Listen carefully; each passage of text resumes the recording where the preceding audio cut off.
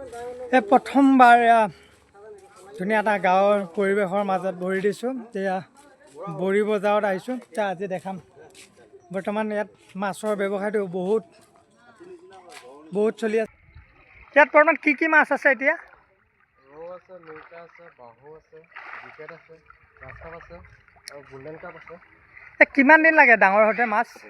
এইকেইটা আমাৰ 4 মাহ হৈছে। 4 মাহ হৈছে। মাছ দেখিছেনে? দানা পেলাই দিছে। এতিয়া মাছ চাওক।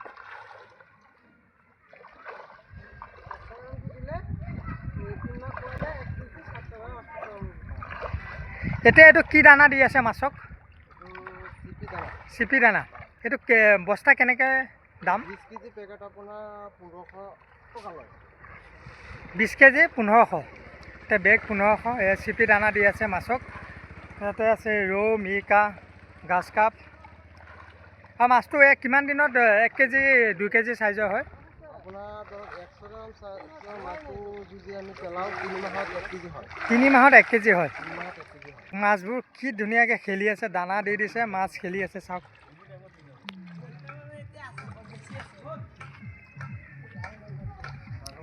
এতিয়া বৰি বজাৰৰ বহুত সুন্দৰ এটা ভিউজ। আজি আহি ভাল লাগিল। এখন গাঁৱৰ এটা সুন্দৰ পৰিৱেশ, সঁচাকৈ বহুত ভাল লাগিল।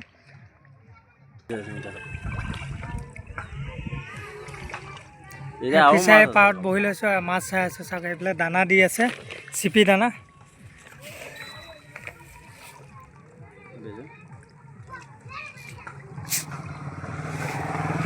এই ফিচাৰীটোত এতিয়া কিমান মাছ আছে? 7 কুইণ্টেল মান হ'ব। 7 কুইণ্টেল।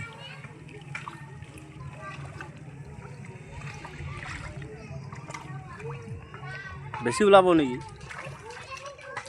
সেই ফিচাৰীটোত তেনেকৈ নকওঁ, 7 কুইণ্টেল মাছ এৰি দিছে। এই বাৰিষা ছিজন সেইফালে মাছ ওলাই নাযায়নে? ওলাই নাযায় ন? বাৰিষা পানী বাঢ়ি আছে।